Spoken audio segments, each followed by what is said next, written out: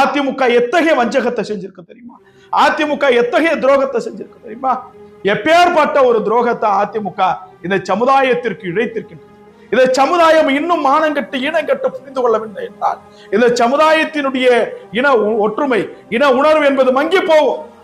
பல பேர் சொல்றான், எடப்பாடி தானே இடஒதுக்கீடு கொடுத்தாரு, என்ன வெங்காயத்தை கொடுத்தாரு? 21 இடஒதுக்கீடு கொடுத்தாரு, சரி.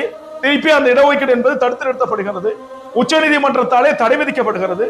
அதற்கு பின்பாக எந்த ஒரு இடத்திலேயாவது சட்டமன்றத்தில் எடப்பாடி பழனிசாமி அவர்கள் வன்னியர்களுக்கான இடஒதுக்கீடு குறித்து நடப்பு சட்டமன்ற கூட்டத்தொடரிலையோ அல்லது இதற்கு முன்பாக நடந்த சட்டமன்ற கூட்டத்தொடரிலையோ பேசியிருக்காருன்னா பேசுறது கிடையாது. அது மட்டும் கிடையாது, ஏதாவது ஒரு தடவை வெளிநடப்பு செஞ்சிருப்பாரா? கிடையாது. ஏன் அதிமுக சார்பா ஒரு முறையாவது உயர் நீதிமன்றத்திலேயோ உச்ச நீதிமன்றத்திலேயோ ஒரு அப்பீல் போட்டிருப்பாரா? கிடையாது. அதையும் தாண்டி தரவுகள் திரட்டப்படவில்லை, வன்னியர்களுக்கான இடஒதுக்கீடு சாதிவாரி கணக்கெடுப்பு நடத்தியதற்கு பின்பாக மத்திய அரசின் ஒப்புதலோடு கொடுக்கப்படும் என்று முதலமைச்சர்